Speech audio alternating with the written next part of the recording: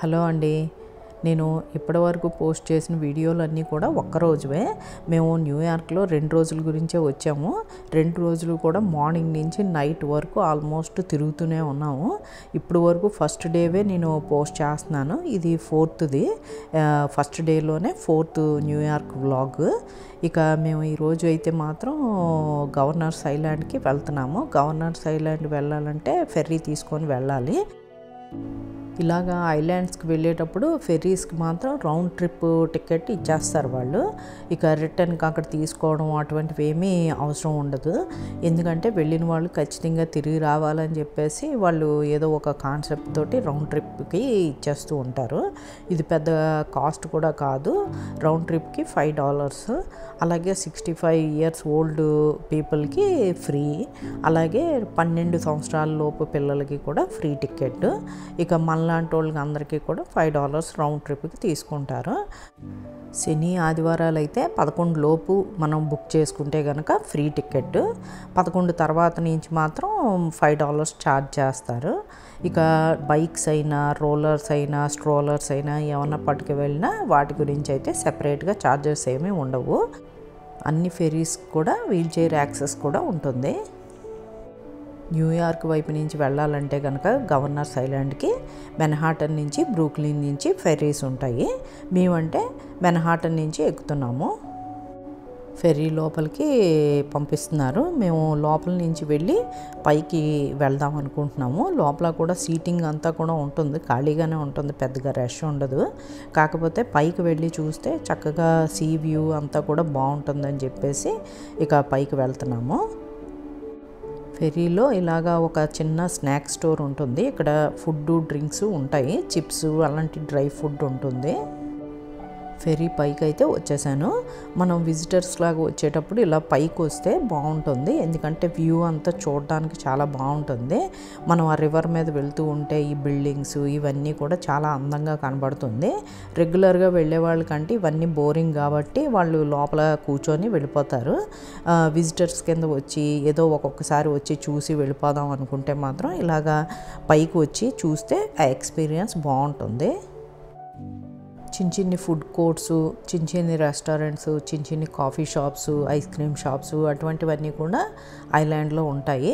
మనం in case ఏమీ తీసుకువెళ్ళకపోయినా అక్కడ కొనుక్కొని అయితే తినొచ్చు. టేస్ట్లు అయితే మాత్రం నేను చెప్పలేను గ్యారంటీ. ఎందుకంటే మేమైతే ఏమీ అటువంటి చోట తీసుకోము, మాకు నచ్చవు. అందుకు టేస్ట్లు నచ్చిన వాళ్ళు అయితే తీసుకోవచ్చు ఖచ్చితంగా. లేదంటే స్నాక్స్ అటువంటివి అయితే కొన్ని ఉంటాయి, చిప్స్ అటువంటివి కొనుక్కుంటే సరిపోతుంది మనకు ఆ ఫుడ్ నచ్చదు అనుకుంటే కనుక. 14 years లోపు పిల్లలు అయితే మాత్రం ఒక్కొక్కరు వెళ్ళకూడదు. ఖచ్చితంగా పేరెంట్స్ కానీ ఎవరో ఒకరు పెద్దవాళ్ళు అయితే మాత్రం ఖచ్చితంగా ఉండాలి వాళ్ళతో పాటు. హోల్ ఐలాండ్ వెళ్ళి వచ్చే వరకు అయితే మాత్రం ఐలాండ్కి మన ఓన్ ఫుడ్ని తీసుకువెళ్ళొచ్చు. అలాగే నాన్ ఆల్కహాలిక్ బెవరేజెస్ కూడా తీసుకువెళ్ళగలను. ఆల్కహాలిక్ బెవరేజెస్ అయితే మాత్రం అలౌడ్ కాదు. మన ఓన్ వెహికల్స్, సైకిల్స్, బైక్స్ అటువంటివి అయితే తీసుకువెళ్ళగలను. కాకపోతే అక్కడ ఎక్కడైతే మనం లాక్ చేసుకోవడానికి ఇస్తారో అక్కడే లాక్ చేసుకోవాలి. ఎక్కడ పడితే అక్కడ ట్రీస్కి లేకపోతే బెంచెస్కి అలాగా లాక్ అయితే చేయకూడదు. 16 సంవత్సరాలు నిండిన ఎవరైనా కూడా ఫిషింగ్ కూడా చేసుకోవచ్చు. ఫిషింగ్ చేసుకోవచ్చు, మళ్ళీ అందులోనే వదిలేయాలి, మనం తీసుకొని రాకూడదు. 16 సంవత్సరాలు పైబడిన వాళ్ళు ఎవరైనా ఫిషింగ్ అయితే చేసేయకూడదు. న్యూయార్క్ ఫిషింగ్ లైసెన్స్ అని ఉంటుంది, అది తీసుకొని రావాలి. అది చూపిస్తేనే మనకి అలౌ చేస్తారు ఫిషింగ్ చేసుకోవడానికి. ఈ గవర్నర్స్ ఐలాండ్ చాలా చిన్నదే. మార్నింగ్ వెళ్ళి ఈవినింగ్ ఖచ్చితంగా వచ్చేయాలి. అక్కడ ఉండడానికి అయితే మాత్రం అకామిడేషన్ ఏమీ ఉండదు. ఖచ్చితంగా ఏ రోజు వెళ్తే ఆ రోజు రిటర్న్ అయిపోవాలి. అక్కడ ఉండిపోయి తర్వాత రోజు ఫెర్రీ పట్టుకొని వద్దామంటే అవ్వదు. ఎందుకంటే టికెట్ వ్యాలిడ్ మనకి మార్నింగ్ వెళ్ళి ఈవినింగ్ రావడానికే. ఇక మేము ఐలాండ్ దగ్గరికి చేరుకున్నాము, బయటికి వచ్చేస్తున్నాము. అలాగే ఇక్కడ ఐలాండ్లో ఉన్న బిల్డింగ్స్ ఏవి కూడా మనకు ఓపెన్ ఉండవు, అన్నీ కూడా క్లోజ్డే. మనం లోపలికి వెళ్ళి చూడడానికైతే అలౌ చేయరు, అన్నీ లాక్ చేస్తూ ఉంటాయి. ఓన్లీ గవర్నమెంట్ ఆఫీసర్స్ వాళ్ళే యాక్సెస్ చేయగలరు. పబ్లిక్ అయితే మాత్రం చూడడానికి అలౌడ్ కాదు. ఈ ఐలాండ్లో స్మోకింగ్, ఆల్కహాల్ ఇవన్నీ కూడా ప్రొహిబిటెడ్. మనం వాడకూడదు, ఏమీ కూడా తీసుకురాకూడదు కూడా. అలాగే చెత్త కూడా ఎక్కడ పడితే అక్కడ వేయడం అది చేయకూడదు. ఈరోజు వెదర్ అయితే మాత్రం చాలా వేడిగా ఉంది. ఇటువంటి ట్రిప్స్కి వచ్చేటప్పుడు మాత్రం ఖచ్చితంగా సన్ స్క్రీన్ అయితే తెచ్చుకోవాలి. ఎందుకంటే మనం పూర్తిగా ఎండలోనే తిరుగుతాం కాబట్టి ఖచ్చితంగా సన్ స్క్రీన్ అయితే శుభ్రంగా రాసుకొని వస్తే మనకి స్కిన్ డ్యామేజ్ అవ్వకుండా ఉంటుంది. లేదంటే కనుక ఈ వేడికి చాలా డ్యామేజ్ అయిపోతుంది స్కిన్.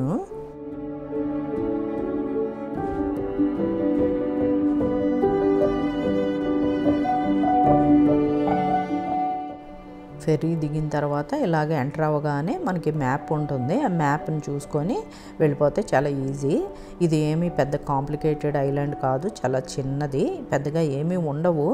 జస్ట్ ఏంటంటే ఐలాండ్ ఎక్స్పీరియన్స్ తీసుకోవాలంటే రావచ్చు. ఫెర్రీ ఎక్స్పీరియన్స్ ఇదైతే బాగుంటుంది. ఇంకా వచ్చాం కాబట్టి ఐలాండ్ అంతా వాక్ చేసుకొని చూసేద్దాం ఇప్పుడు.